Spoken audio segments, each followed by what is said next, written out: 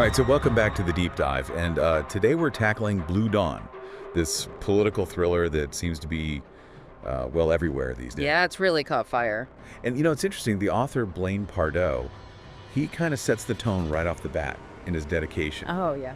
He actually thanks the year 2020 for showing just how quickly Americans might give up their freedom if they're scared enough.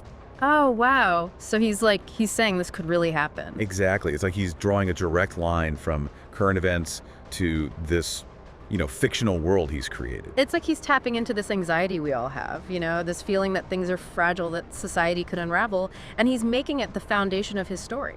And he doesn't waste any time getting to the action. No, he is not. That prologue with the White House siege, it throws you right into the chaos. Absolutely. You're right there with Secret Service Assistant Chief Jack Desmond as protests erupt into this full-blown attack.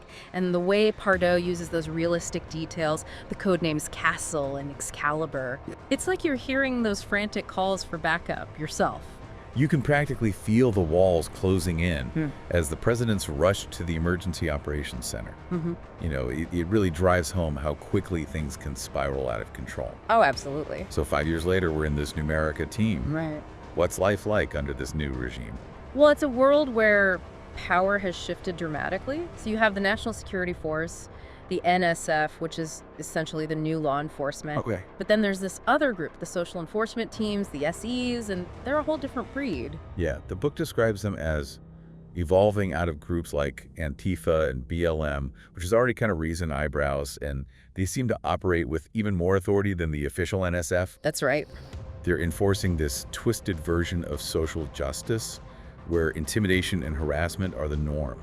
Yeah, that's where Pardoe really starts to dig into some of those anxieties we were talking about. Like, what happens when ideology becomes so powerful that it trumps the rule of law?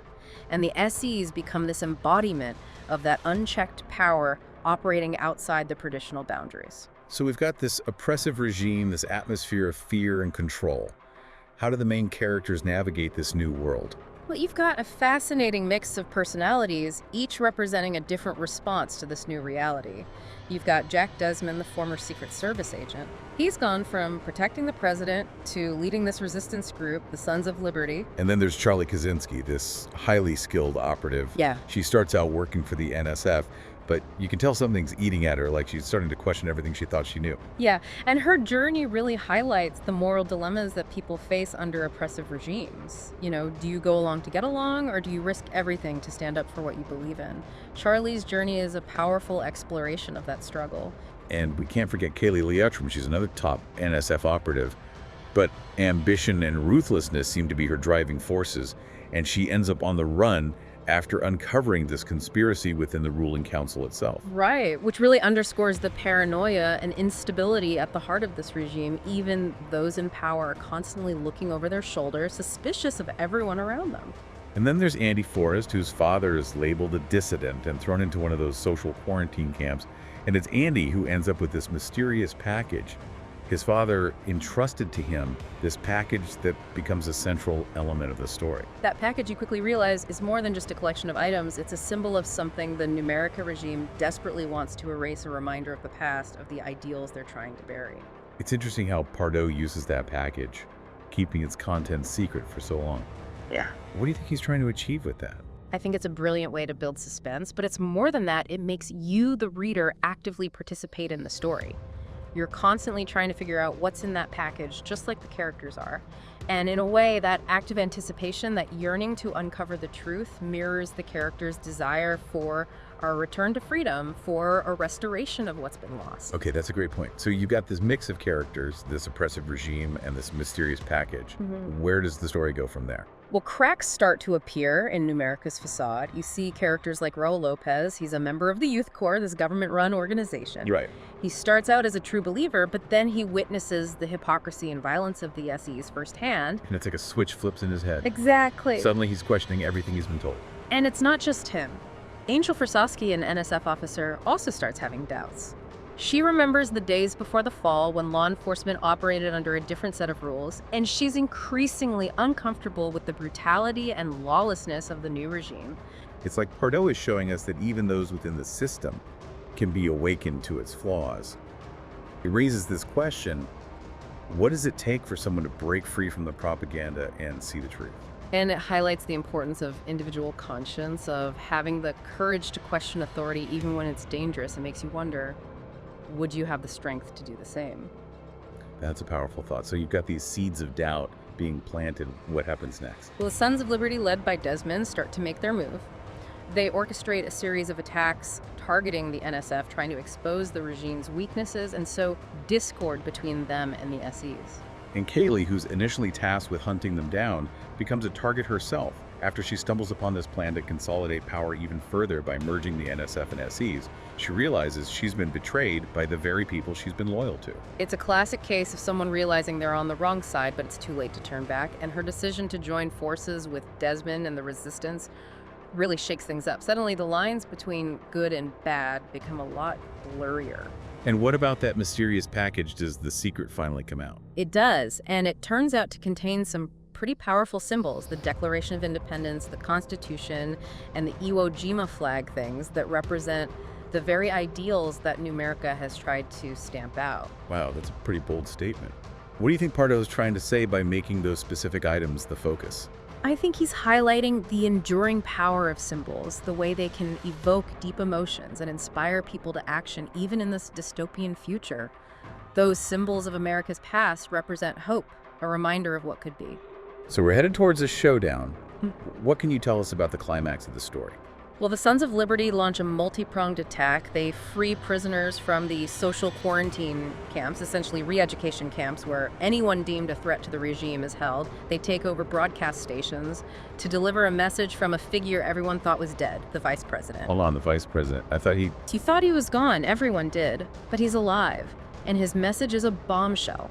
It exposes the lies and manipulations of the ruling council, urging people to wake up and fight back. Okay, I'm on the edge of my seat here. What else happens? The Sons of Liberty also target big tech companies, the ones who provided the lists used to round up anyone considered a dissident. Pardoe is making a clear statement here about the dangers of unchecked power, especially in the hands of corporations. So they're hitting the regime from all sides. What's the outcome? The ending is both hopeful and uncertain. The Sons of Liberty achieve some significant victories, but the fight is far from over.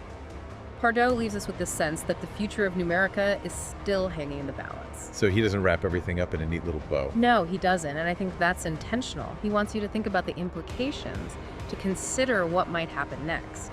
He's asking you, the reader, to grapple with the question, what does it truly mean to fight for freedom? Wow, what a ride. Okay, so we've covered the main plot points, the characters, this intense climax, but before we get into some of the deeper themes and the author's message, what is it that grabbed you the most about this first part of Blue Dawn? What strikes me is how effectively Pardoe blends those real-world anxieties we talked about into a fast-paced, gripping narrative. He's not just telling a story, he's tapping into a collective unease, a sense that things could easily go very wrong, and he does it in a way that makes you want to keep reading to see how it all plays out. It's like he's holding up a mirror to our society, showing us a possible future that's both terrifying and eerily familiar. And that's what makes Blue Dawn so compelling. Absolutely. It's not just a thriller. It's a reflection of our times, a story that forces us to confront uncomfortable truths about ourselves and the world we're creating. Well said. Okay, you've given us a lot to think about.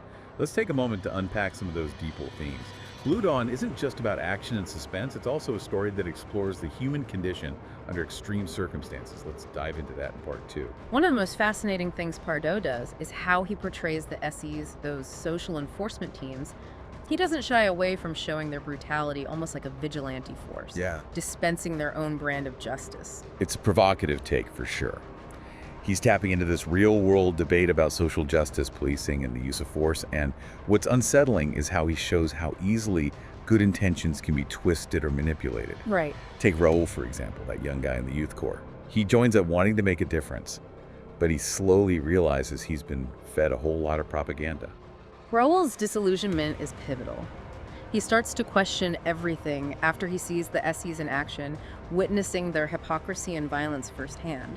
It's a stark reminder that even those who believe they're on the right side of history can become tools of oppression.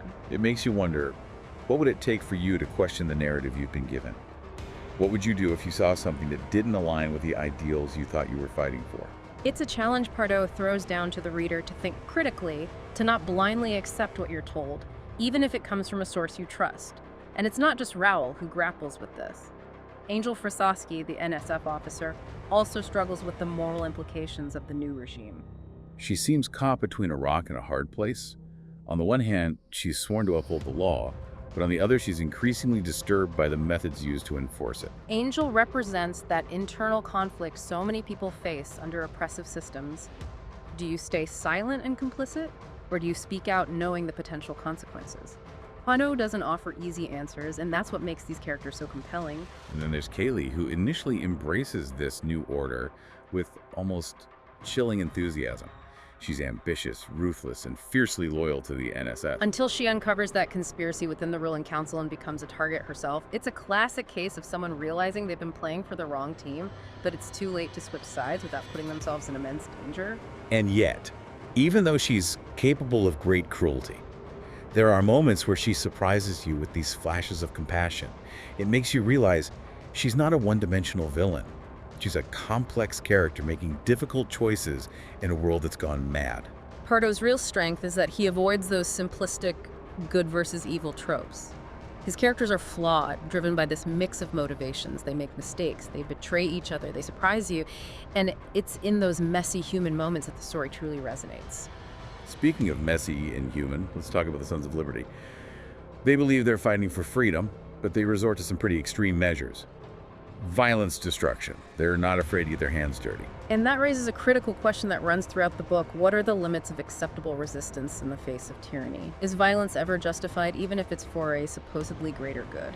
Those aren't easy questions to answer, and it's interesting how Pardoe uses the hidden package with those symbols of America's past to explore these themes further. Those items, the Declaration of Independence, the Constitution, the Iwo Jima flag, they represent the very ideals that America has tried to erase Pardoe's, making the argument that symbols hold immense power.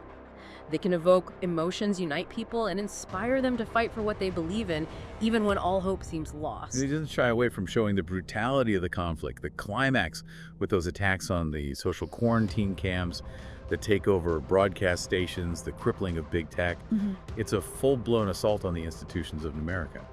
These actions are shocking, but they're also calculated. The Sons of Liberty aren't just trying to overthrow the regime, they're trying to awaken the public, to expose the lies and hypocrisy that have become the foundation of this new world order. And it's not just physical attacks. That moment when the vice president, everyone presumed dead, broadcasts his message, that's a powerful blow against the narrative the ruling council has so carefully constructed. That broadcast is a turning point, a rallying cry that reminds people of the ideals that America has abandoned. It's a reminder that truth, even when suppressed, has a way of finding its way out. But even with all these victories, the ending is far from a clean win.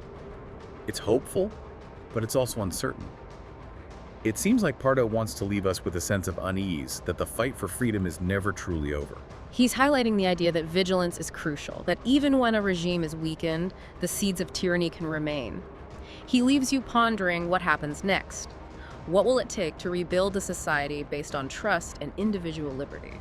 Pardoe pulls a lot of inspiration from real-world events and ideologies. He's clearly drawing on contemporary anxieties about things like government overreach, the power of big tech, and the potential for social unrest to be manipulated for political gain. He's taking those anxieties and extrapolating them to their extreme but logical conclusion. And in doing so, he's not just telling a story, he's inviting us to think critically about the world around us. He's asking us to consider where our current trajectory might lead if we're not careful. In the books afterward, he even addresses this directly. He acknowledges that some might dismiss his ideas as conspiracy theories.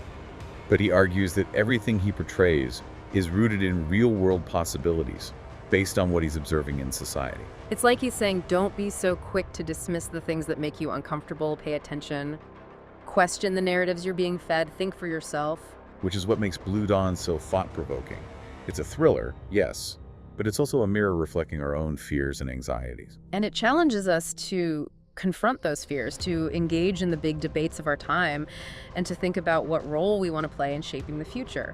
Do we want to sleepwalk into the dystopia Pardoe envisions, or do we want to fight for a different path? Okay, so Blue Dawn has been praised by some for its boldness and its willingness to tackle these complex issues, but it's also been criticized by others for its graphic violence and what some see as a one-sided portrayal of the conflict. It's not a book for the faint of heart. It's intense provocative. And yes, you could argue that it presents a particular point of view, but even if you disagree with Pardoe's conclusions, he's raising important questions about power, freedom, and the choices we make in the face of tyranny. It's a story that stays with you, challenging you to examine your own beliefs and consider what you would do if faced with similar circumstances. So as we move toward wrapping up our deep dive, what stands out to you as the most crucial takeaways from Blue Dawn? One of the most prominent themes is the fragility of freedom. The book demonstrates how quickly a society can descend into tyranny, especially when fear and division are exploited. It's a reminder to appreciate the freedoms we have, to recognize that they're not guaranteed, and to be vigilant in defending them. Another key takeaway is this idea that power corrupts even those who start out with good intentions, can be seduced by the allure of control. The ruling council initially promises a better world, but they quickly become the oppressors, silencing dissent and crushing anyone who challenges their authority. And the way they manipulate language, twisting words, and redefining reality to suit their agenda, it's chilling. It's a reminder of how language can be weaponized, how it can be used to shape perceptions and control thought, and then there's the role of technology. Pardoe paints a disturbing picture of big tech companies becoming complicit in the regime's oppression, providing the data used to target and silence dissidents. He's raising alarm bells about data privacy surveillance and the potential for technology to be used for both good and evil. It makes you think about the trade-offs we make in the name of convenience or security and what we're willing to sacrifice in the process. But even amidst all this darkness, Pardoe highlights the power of hope. Those symbols in the hidden package become rallying points for the resistance, reminding people of the ideals that Numerica has tried to eradicate. It's a reminder that even in the darkest of times, hope can endure, and that symbols can serve as powerful reminders of what we're fighting for. They give us something to believe in, something to rally around. Blue Dawn certainly packs a punch. It's a story that will stay with you long after you finish the last page. Absolutely. It forces you to confront uncomfortable truths about human nature and the fragility of our institutions, but it also offers a glimmer of hope, reminding us that the future is not predetermined. It's shaped by the choices we make, both individually and collectively. Well said. Okay, before we wrap up this episode, there's one more aspect of Blue Dawn. I want to explore. Pardoe weaves some subtle details and recurring motifs into the story that add another layer of meaning. Let's dive into those in the final part of our deep dive. So we've talked about the main plot, the characters, the big themes, but Blue Dawn is a book that rewards close reading. You know, there are these subtle details, these recurring motifs. What are some of those things that Pardoe uses to kind of deepen the story's impact? One that really stands out is this motif of broken trust. I mean, it's everywhere you see it, not just with the government betraying the people's trust, but also within families, between friends, even amongst those fighting for the same cause. Oh, you're right. Like Andy's sister Karen, she's become a true believer in Numerica to the point where she sees her own brother as the enemy. It's a heartbreaking example of how ideology can drive a wedge between people, even those who share blood ties. And then you have Charlie's journey. She's betrayed by her superiors, forced to question everything she thought she knew about the NSF and her role in it. Yeah, it's more than just betrayal for her, though. She wrestles with this deep sense of guilt. She wonders if she could have prevented the fall if she'd made different choices earlier on. It adds this layer of tragedy to her character. Absolutely. And this theme of broken trust speaks to a larger point about social bonds.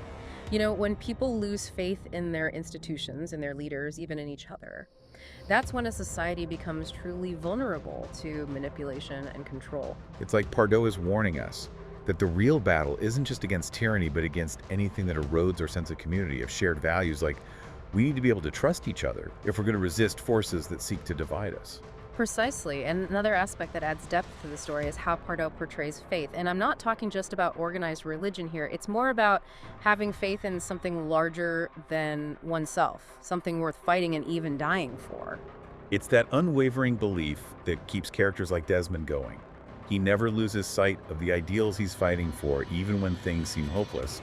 And it's what drives those who risk everything to protect those symbols of America's past: Declaration, the Constitution, the flag. It's almost like a spiritual act of defiance, a refusal to let the flame of freedom be extinguished no matter the cost. And it speaks to the power of hope even in the darkest of times. You know, that brings up a question I've been wrestling with.